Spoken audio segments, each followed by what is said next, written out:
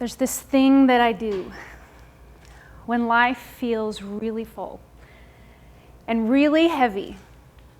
I let my mind wander to this sweet little cabin in the woods that's tucked away and alongside this sheltering mountain, and there's warm sunlight streaming in through the trees, and I saunter out in this beautiful fragrant garden and I listen to the soothing rhythmic sounds of a nearby brook. Now, I don't know where you go to escape, but in this fantasy of mine, there are no people. There are no children calling my name. There are no problems waiting to be solved. It is peace and quiet. Also, interestingly, in this fantasy of mine, there is no movement. I'm not going anywhere. I've discovered this tension in my faith as a follower of Jesus Christ. I want to follow Jesus. I want to go wherever he is going, but going is this movement. It means getting up and working my legs and actually going somewhere. And going somewhere usually involves problems. It usually involves issues, confrontations, and scary unknown things. And sometimes in the secret places of my heart, I'm just not so sure. And I sit and I long for my sweet little cabin in the woods. Now, there's this man in the Bible who makes this radical commitment to follow Jesus. He says, "Teacher, I will go with you wherever you go."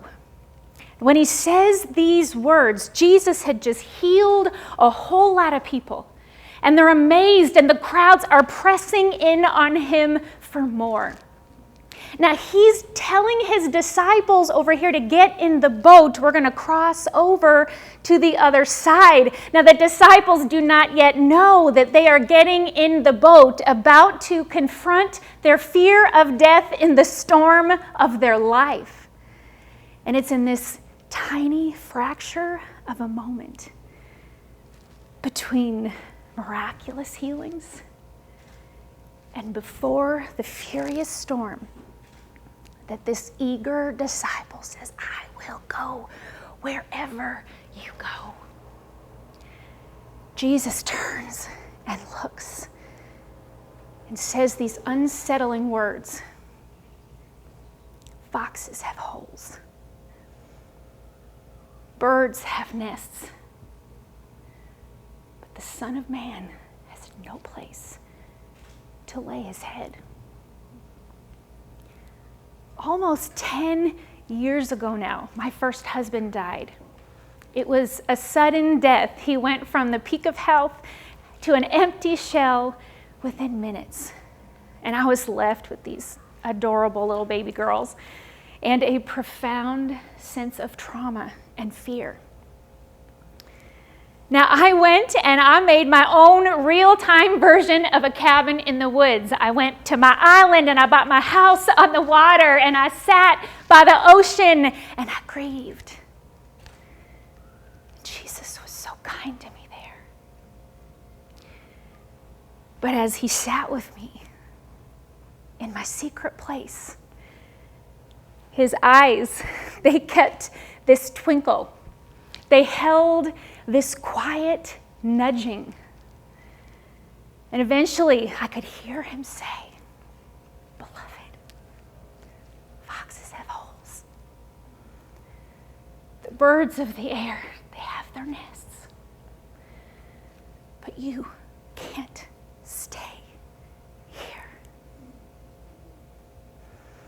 You can't stay here and follow me." Because following implies movement. Movement implies going somewhere. It means getting in the boat that is headed straight for the storm of your life and ultimately to the crucifixion of our very selves. My friends, what are the self-made structures that you and I have manufactured to feel safe in an unsafe world. We have a lot of reasons to grieve. We have a lot of things to be afraid of. Jesus is kind to us there. But he offers us this invitation. He draws us out of our foxholes, out of those cabins in the woods, and invites us into the boat to partner with the Son of Man, to bring his kingdom come and his will to be done here on earth as it is in heaven.